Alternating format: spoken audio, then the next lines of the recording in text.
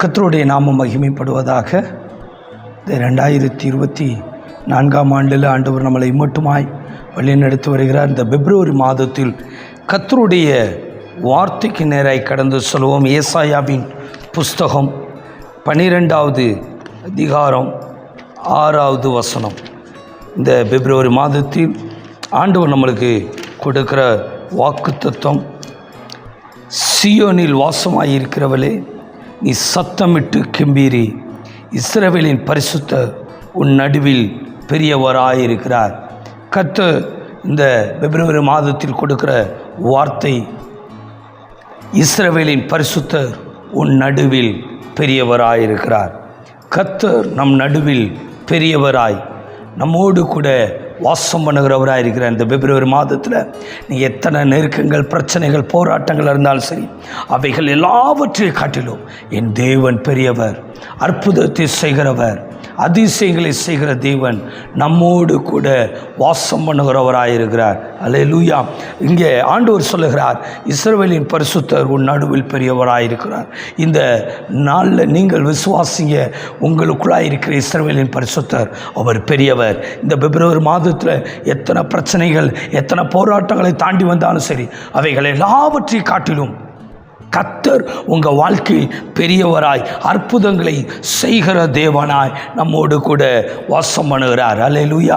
அருமையான தேவ பிள்ளைகளே, அவர் இஸ்ரவேலின் பரிசுத்தர், அவர் நம் நடுவில் பெரியவராய் இருக்கிறார். நம்மோடு வாழ்க்கையில் பெரிய அதிசயங்களை செய்கிற தேவனாய் இருக்கிறார். எரேமியாவின் புஸ்தகம் 32வது அதிகாரம் 27வது வசனம் சொல்கிறது, இதோ நான் மாம்சமான யாவருக்கும் தேவனாகிய கர்த்தர், என்னாலே செய்யக்கூடாத அதிசயமான காரியம் ஒன்று உண்டோ? ஆண்டவர் சொல்லுகிறார், நான் மாம்சமான யாவருக்கும் தேவனாகிய கர்த்தர், என்னாலே செய்யக்கூடாத அதிசயமான காரியம் உண்டோ? எஸ், இன்னைக்கு ஆண்டவர் சொல்லுகிறார், அவரால் கூடாத காரியம் ஒன்றுமில்லை. உங்கள் வாழ்க்கையில் இந்த பிப்ரவரி மாதம் எனக்கு என்ன நடக்கும், நான் எப்படி இருப்பேன், கவலைப்படாதீங்க. அவைகள் எல்லாவற்றிலும் கர்த்தர் பெரியவராக இருக்கிறார். அதிசயமான காரியங்களை செய்ய போகிறார். நம்மளுக்கு அற்புதங்களை செய்கிறவராக இருக்கிறார். நம் நடுவில் ஒரு பெரிய தெய்வம், அவரை நம்முடைய தெய்வமாய் பெற்ற ஒரு பெரிய ஸ்லாக்கியம் நம்மளுக்கு உண்டு. என்னால் செய்யக்கூடாத அதிசயமான காரியம் ஒன்று உண்டோ என்று ஆண்டவர் சொல்லுகிறார். அவர் இந்த மாதத்தில் அதிசயமான காரியங்களை செய்கிறவராக இருக்கிறார். நீங்கள் என்னென்ன பிரச்சனையெல்லாம் நினைக்கிறீங்களோ அவைகள் எல்லாவற்றையும் கர்த்தருக்கு முன்னாடி வைங்க. அவைகள் எல்லாவற்றிலையும் கர்த்தர் பெரியவராக இருப்பார்.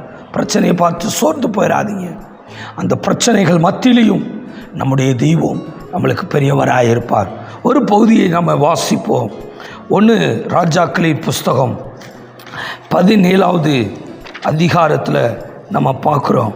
1 ராஜாக்களின் புஸ்தகம் 17வது அதிகாரம் 1 வசனத்தில், கீலேயாத்தின் குடிகளிலே திஸ்பேயனாகிய எலியா ஆகாப்பை நோக்கி, என் வாக்கின்படியே அன்றி இந்த வருஷங்களிலே பனியும் மழையும் பெய்யாதிருக்கும் என்று இஸ்ரவேலின் தேவனாகிய கர்த்தருக்கு முன்பாக நிற்கிற நான் அவருடைய ஜீவனை கொண்டு சொல்லுகிறேன் என்று சொல்லுகிறார். அல்லேலூயா. இந்த இடத்துல பாருங்கள், 3 வருடம் 6 மாதம் ஒரு பஞ்சம், மழை பெய்யாதபடி தேவனுடைய வார்த்தை எலியாவுக்கு இறங்கி வந்து சொல்லுகிறார். அதை கேட்கும்போது ஆகாப் ராஜா எவ்வளவாய் அவரை துன்புறுத்தணும்னு நினைக்கிறானோ அவைகள் எல்லாவற்றிலும் கர்த்தர் பாதுகாக்கிறவராயிருக்கிறார். ஆனால் தேசம் பஞ்சத்துக்குள்ளே இருக்கிறது. ஆனால் ஆண்டவர் எலியாவை போஷிக்கிறார்.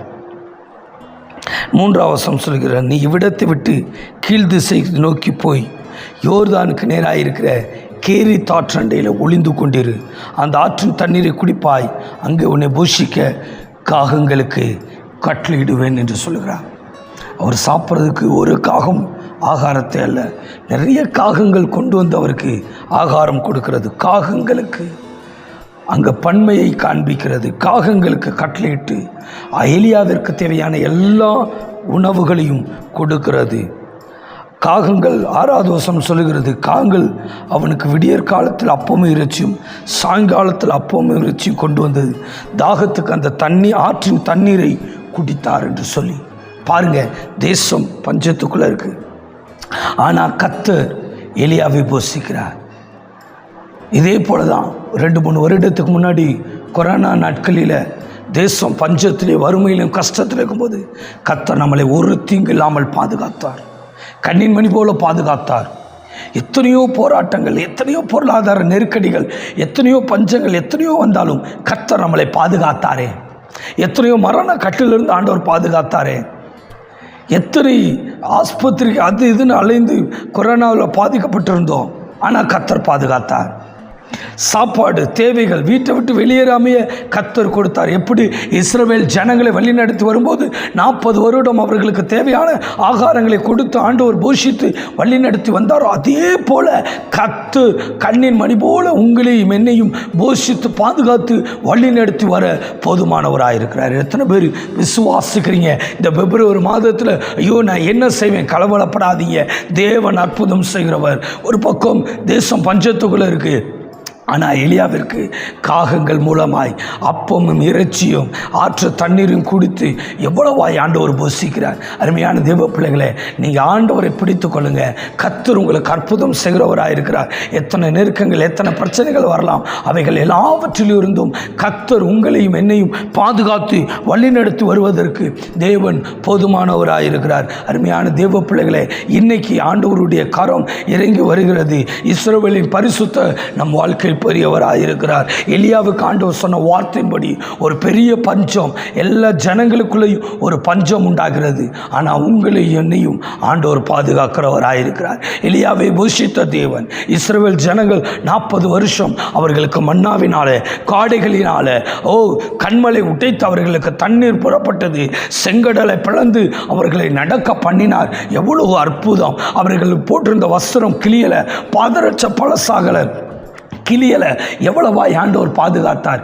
இஸ்ரவேல் ஜனங்களை வழி நடத்தின தேவன் இன்னைக்கு நம்மளை வழி நடத்த போதுமானவராக இருக்கிறார். செங்கடலை கடக்க பண்ணின தேவன் எத்தனை நெருக்கங்கள், எத்தனை பிரச்சனை வந்தாலும் அவைகள் எல்லாவற்றையும் கடந்து எல்லா பாரங்களிலிருந்தும் நம்மளை விடுவிக்க போதுமானவராக இருக்கிறார். எத்தனை பேர் விசுவாசிக்கிறீங்க? அற்புதத்தை செய்கிற தேவன் நம்மோடு கூட இருக்கிறார். ஹல்லேலூயா. இங்கே பாருங்க, ஆண்டவர் காகங்களின் மூலமாய் எலியாவை போஷிக்கிறார். ஆற்று தண்ணீர் மூலமாய் எலியாவை போஷிக்கிறார். அடுத்து 7ஆம் வசனம் சொல்கிறது, தேசத்தில் மழை பெய்யாததினால் படியினால் சில நாட்கள் பின்பு அந்த ஆற்று நீர் வற்றி போயிற்று. ஆண்டவர் அங்கே காகங்களுக்கு பதிலாய் சாரிபாத் விதவையிட்ட ஆண்டவர் கட்டளையிடுகிறார். அருமையான தேவ பிள்ளைகளை, நீங்கள் நினைக்கலாம் எனக்கு ஒரு ஆசீர்வாதம் தடப்படுதே, கவலைப்படாதீங்க. ஆண்டவர் புதிய வாசலை உருவாக்குறார். காகம் காலையிலையும் சாயந்தரம் தான் இறைச்சியும் அப்பத்தையும் கொண்டு வந்தது. ஆனால் ஆண்டவர் அந்த வாசல் அடைச்ச உடனே புதிய வாசலை உருவாக்குறார். சாரிபாத் விதவை. இந்த சம்பவம் நம்ம எல்லாருக்குமே தெரியும். அவளும் அவள் பிள்ளையும் சொல்லி பொறுக்கி விறகுகளினால் அப்பத்தை சுட்டி சாப்பிட்டு சாகலாம் என்று இருக்கும்போது கர்த்தர் சாரிபாத் விதவை வீட்டுக்கு அனுப்புகிறார். அங்கே போகும்போது அங்கே ஒரு பெரிய ஆசீர்வாதம். நீ சொல்கிற முதல் அடையை நீ என்னை கொண்டு வான்றாரு. கொண்டு வந்து கொடுக்குறாங்க. அதுக்கப்புறம் அவங்க பஞ்ச தீரும் வரைக்கும் அவங்களுக்கு செலவழிந்து போகவே இல்லை. 15ஆவது வசனம் சொல்லுகிறது, அவள் போய் எலியாவின் சொற்படி செய்தாள். அவளும் இவனும் அவள் வீட்டார் அநேக நாள் சாப்பிட்டார்கள். கர்த்தர் எலியாவை கொண்டு சொன்ன வார்த்தையின்படியே பானையில் மாவு செலவழிந்து போகவும் இல்லை, கலசத்தில் எண்ணெய் குறைந்து போகவும் இல்லை. சாரிபாத் விதவையும் பிள்ளையும் அவங்க குடும்பத்தார்களும், ஏன் உற்றார் உறவினர் கிராமத்தார்கள்லாம் வந்திருப்பாங்க, வந்து சாரிபாத் விதவை வீட்டில் சாப்பிட்ருப்பாங்க. கொரோனா நேரத்தில் நம்மளுக்கு ஆகாரங்கள் கிடைக்கும்போது எத்தனை பேருக்கு கொண்டு போய் கொடுத்தோம். ஆண்டவர் கிருபையினால் அந்த லாக்டவுன் டைமில் நாங்கள் அநேக ஊழியர்களுக்கும் அநேக திக்கற்றவர்கள் விதவைகள் அனாதைகளுக்கு அநேக போஷிக்க ஆண்டவர் கிருபை செய்தார். நம்மளுக்கு இல்லை என்று இருக்கிற நேரத்தில் ஆண்டவர் போஷிக்க கிருபை செய்தார். சாரிபாத்துக்கும் அப்படிதான். அவளும் அவன் பிள்ளையும் சாப்பிட்டு சாகலாம் என்று இருக்கும்போது கர்த்தர் தீர்க்கதரிசி மூலமாய் அந்த குடும்பத்தை ஆசீர்வதிக்கிறார். மாவு செலவழிந்து போகலை, என்ன குறையவே இல்லை, ஒரு பெரிய ஆசீர்வாதம். அது மட்டுமல்ல, காகம் காலையிலையும் சாயந்தரம் தான் இறைச்சி கொடுத்தது. ஆனால் சாரிபாத் அந்த வாசல் அடைக்கப்பட்டது. புதிய வாசல் சாரிபாத் விதவை வீட்டில் உருவானது. அங்கே 24 மணி நேரமும் சாப்பாடு இருந்தது. காலையில் சாயந்தரம் மட்டுமல்ல, 24 மணி நேரம். உங்களுக்கு சொல்லுங்கிறாங்க, யோ எனக்கு இந்த ஆசீர்வாதம் போச்சே, 2023 எனக்கு இந்த ஆசீர்வாதம் இருந்தது, 24 இந்த ஆசீர்வாதம் இல்லையே நீங்கள் நினைக்கலாம். கவலைப்படாதீங்க. ஆண்டவர் புதிய வாசலை உருவாக்குறார், புதிய வழிகளை உருவாக்குறார். கொஞ்சம் நெஞ்ச ஆசீர்வாதம் அல்ல, இன்னும் நிறைவான ஆசீர்வாதத்தை தருகிறார். ஒரு வாசல் அடைக்கப்படுகிறது, புதிய வாசல்கள் திறக்கப்படுகிறது. இங்கே காலையில் சாயந்தரம் மட்டும்தான் அப்பமும் இறைச்சியும். ஆனால் இங்கே சாரிபாத் விதவை வீட்டில் 24 மணி நேரமும் சாப்பாடு.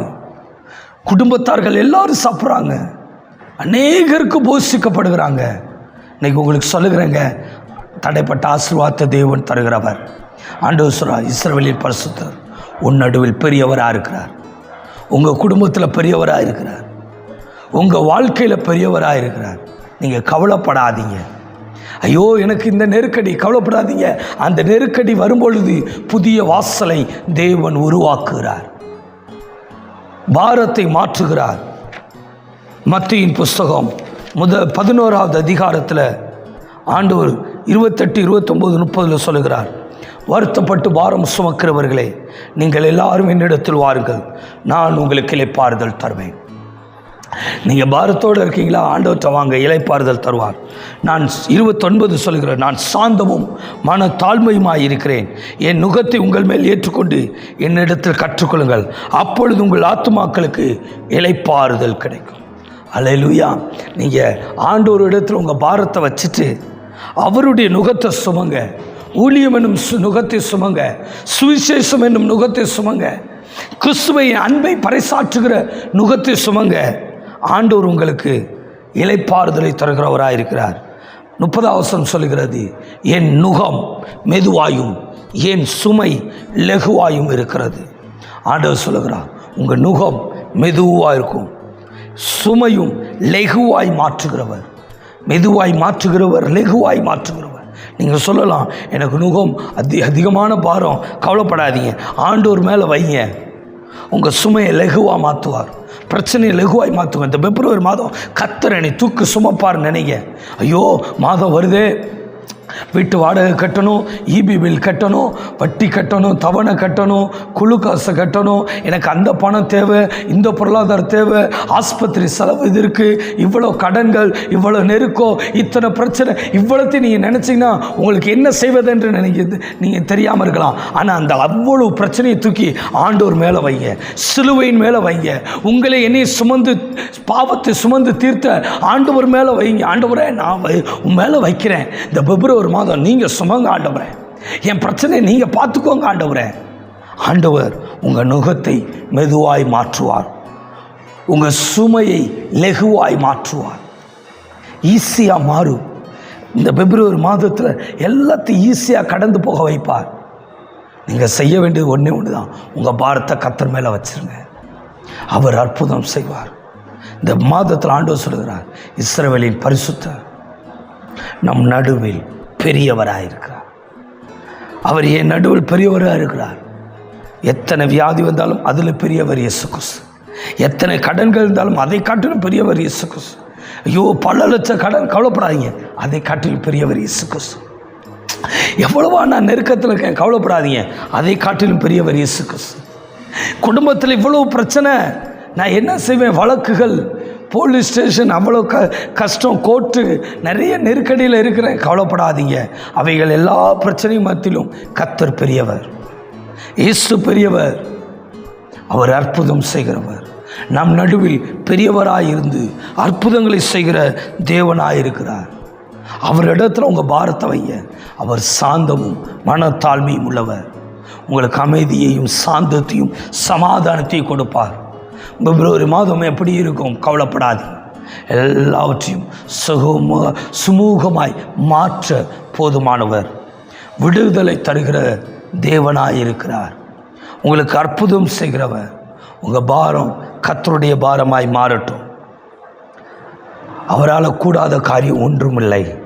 எரேமியாவின் புஸ்தகம் 32:27 நம்ம வாசித்தது போல அவர் நம்மளுக்கு அற்புதங்களை செய்கிற தேவன், விடுதலை தருகிற தேவன். நான் மாம்சமான யாவருக்கும் தேவனாகிய கர்த்தர், என்னால் செய்யக்கூடாத அதிசயமான காரியம் ஒன்று உண்டோ? ஆண்டவர் சொல்கிறார். நீங்கள் சொல்லுங்கள், ஆண்டவரே உம்மால் கூடாத காரியம் ஒன்று இல்லைப்பா, நீங்கள் செய்ய ஆண்டவரே, நான் விசுவாசிக்கிறேன், நீங்கள் செய்ய ஆண்டவரே, இந்த என் வாழ்க்கையில் அற்புதத்தை செய்யும். உங்கள் பாரம் என்ன பிரச்சனை ஆண்டவர்கிட்ட சொல்லுங்கள்.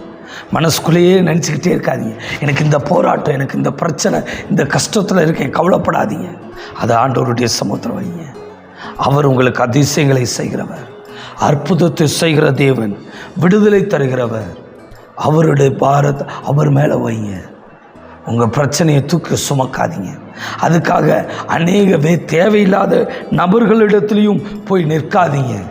நிறைய நேரத்தில் கஷ்டத்தின் மத்தியில் நம்ம யார்கிட்டையாவது விடுதலை கிடைக்குன்னு சொல்லி எங்கேயாவது போயிடும். இதே எலியா, ஒரு விதவை வீட்டில் அற்புதம் நடந்தது. ஆனால் அதே எலியாவின் நாட்களில் 2 ராஜாக்களின் புஸ்தகம் 1வது அதிகாரத்தில் 2வது வசனம் வாசிக்கிறோம். அகசியா சமாரியாவில் இருக்க தன் மேல் வீட்டறையிலிருந்து கிராதின் வழியாய் விழுந்து வியாதிப்பட்டு, இந்த வியாதியில் நீங்கி பிழைப்பனா என்று எக்ரோனில் தேவனாகிய பாகால் செபுவிடத்தில் போய் விசாரிங்கள் என்று ஆட்களை அனுப்புகிறான். இங்கே அகசியா இஸ்ரவேலின் தேவனை விட்டுட்டு பாகால் செபுவிட்ட போய் கேட்குறான், நான் பிழைப்பானா இல்லையா? அப்போ தான் கர்த்தர் எலியாட்ட சொல்கிறார், நீ போ, சமாரியாவுடைய ராஜாவின் ஆட்களுக்கு எதிர்பட்டு போய் இஸ்ரவேலின் தேவன் இல்லை என்றா நீ எக்ரோனில் தேவனாகிய பாகால் செபுவினிடத்தில் விசாரிக்க போகிறீர். இது நிமித்தம் நீ ஏறின கட்டிலிருந்து இறங்காமல் சாவா என்று எலியா மூலமாய் ஆண்டவர் பேசுகிறார். ஒருவேளை அகசியா எலியா தீர்க்கதரிசி குறித்து தெரியும், நேரே எலியாட்ட வந்து கேட்டிருந்தான், ஆண்டவர் அற்புதம் செஞ்சிருக்க மாட்டாரா? எசேக்கியேல் ராஜாவுக்கு 15 வருஷம் கூட்டி கொடுத்தாரே. ஏசாயா தீர்க்கதரிசி சொல்கிறான், நீர் பிழைக்க மாட்டீர், நீர் மரித்து போவீர், உன் வீட்டு காரியத்தை ஒழுங்குபடுத்தும் சொல்லிட்டு அரண்மனை முற்றத்துக்கு தான் போகிறார். எசேக்கியேல் ராஜா ஜெபம் பண்ணுறார், ஆண்டவரே நான் உண்மை மன உத்தவமாக இருக்கிறேன், எனக்கு உதவி செய்யும். ஜெபிக்கிறார். வாசல் முற்றத்துக்கு, அரண்மனை முற்றம் பாதி போன அதே ஏசாயா தீர்க்கதரிசி மறுபடியும் வந்து சொல்கிறார், உனக்கு 15 வருஷம் ஆயுள் காலம் கூட்டி கொடுக்கப்படுகிறது, இன்னும் 3 நாளில் நீ தேவாலயத்துக்கு போவ, உன் பிளவின் மேலே 10 போடு. எவ்வளவு திட்டமும் தெளிவுமா! ஏன்? ஜெபம். அந்த எசேக்கியேல் ராஜா ஜெபித்தார், ஆண்டவர் பிரமாணத்தை மாற்றினார். இங்கே அகசியா ராஜா ஒருவேளை ஆண்டவர்கிட்ட போய் கேட்டிருந்திருக்கலாம், எலியாட்ட போய் கேட்டிருக்கலாம், நான் அப்படி கிராதியில் விழுந்துட்டேன், நான் பிழைப்பானா இல்லையா? ஒருவேளை அவன் மரணத்துக்கு நேராக இருந்தாலுமே எலியா ஜிபிக்கு ஜோமனி விடுவித்திருக்கலாம். மரணத்துக்கு நேராக இப்போ நான் சாரிபாத்து விதவையே ஆண்டவர் மாற்றலையா? மரண கட்டுகள் மாறலையா? அவனும் அவன் குடும்பத்தார்களும் சாப்பிடலையா? பஞ்ச தீர் மட்டும் ஆசீர்வாதம் பெறலையா? ஆனால் இங்கே அகசியா பாகால் செபுவினிடத்தில் போய் கேட்டது நிமித்தமாய் அங்கே ஒரு பெரிய மரண கட்டு. அருமையான தேவ பிள்ளைகளே, நீ ஏறின கட்டிலிருந்து இறங்கவே மாட்ட, சாகவே சாவா என்று சொல்லி எலியா சொல்லிட்டார். இன்றைக்கி சொல்லுகிறேங்க, எவ்வளோ நெருக்கம் வந்தாலும் சரி, உலகத்தார்கிட்ட போகாதீங்க, நண்பர்களிடத்தில் போகாதீங்க, புறஜாதியினற்ற போகாதீங்க, மற்றவர்களிடத்தில் போய் ஆலோசனை கேட்காதீங்க. உங்களுக்கு ஆலோசனை கர்த்தரும் இயேசு கிறிஸ்து, அதிசயமானவர் இயேசு கிறிஸ்து, வல்லமையுள்ள தேவன் இயேசு கிறிஸ்து, சமாதான பிரபு இயேசு கிறிஸ்து. அவரை விட்டு விடாதீங்க. உங்கள் ஆலோசனை ஆண்டவர்கிட்ட கேளுங்க, கர்த்தர் நிச்சயமாய் மாற்றுவார். இந்த பிப்ரவரி மாதத்தில் நிச்சயமாய் அற்புதத்தை நீங்கள் பெற்றுக்கொள்வீங்க. உங்கள் வாழ்க்கையில் அற்புதம் நடக்கும். இஸ்ரவேலின் பரிசுத்தர் உங்கள் வாழ்க்கையில் பெரியவராக இருப்பார். அகசியா ராஜாவை போல தவறுதலான முடிவு எடுத்துடாதீங்க. அன்னைக்கு சாரிபாத்து விதவை எலியாவினுடைய வார்த்தையை கேட்டு அப்பத்தை கொடுத்தால் பஞ்சம் தீர் மட்டும் ஆசீர்வதிக்கப்பட்டாங்க. இன்றைக்கி நீங்களும் நானும் எலியாவினுடைய வார்த்தையை போல, சாரிபாத்து கீழ்ப்படிந்தது போல நம்மளும் கர்த்தருடைய வார்த்தைக்கு கீழ்ப்படிந்து ஓடணுமானால் எல்லா கஷ்டங்கள் மாறும். பிப்ரவரி மாதத்தில் ஆண்டவர் அதிசயம் செய்வார். அவரால் செய்யக்கூடாத அதிசயமான காரியம் ஒன்று உண்டோ என்று கேட்கிறார். ஆண்டவர் அற்புதம் செய்வார். நீங்கள் விசுவாசிங்க. இஸ்ரவேலின் பரிசுத்தர் என்னோடு இருக்கிறார். அவர் என் நடுவில் பெரியவராயிருக்கிறார், எனக்கு அற்புதம் செய்கிறார் என்று சொல்லி விசுவாசிங்க. நிச்சயமாய் கர்த்தர் அற்புதங்களை செய்ய போதுமானவராயிருக்கிறார். தேங்க்யூ. God bless you. நமது திருச்சபையின் ஆராதனை நேரங்கள்: பரிசுத்த ஆராதனை ஞாயிறு தோறும் காலை 9 மணிக்கும், நற்செய்தி கூடுகை முதல் ஞாயிறு தோறும் மாலை 6 மணிக்கும், வீட்டு கூட்டங்கள் செவ்வாய்க்கிழமை தோறும் மாலை 7 மணிக்கும், சுகமளிக்கும் ஆராதனை புதன்கிழமை தோறும் மாலை 7 மணிக்கும், தேசத்திற்கான ஜெபம் வியாழக்கிழமை தோறும் மாலை 7 மணிக்கும், உபவாச ஜெபம் வெள்ளிக்கிழமை தோறும் காலை 10 மணிக்கும் நடைபெறும். எங்களோடு இணைந்து நம்முடைய தேவனாகிய கர்த்தரை ஆராதிக்க வாருங்கள். எங்கள் முகவரி: பாஸ்டர் எஸ்.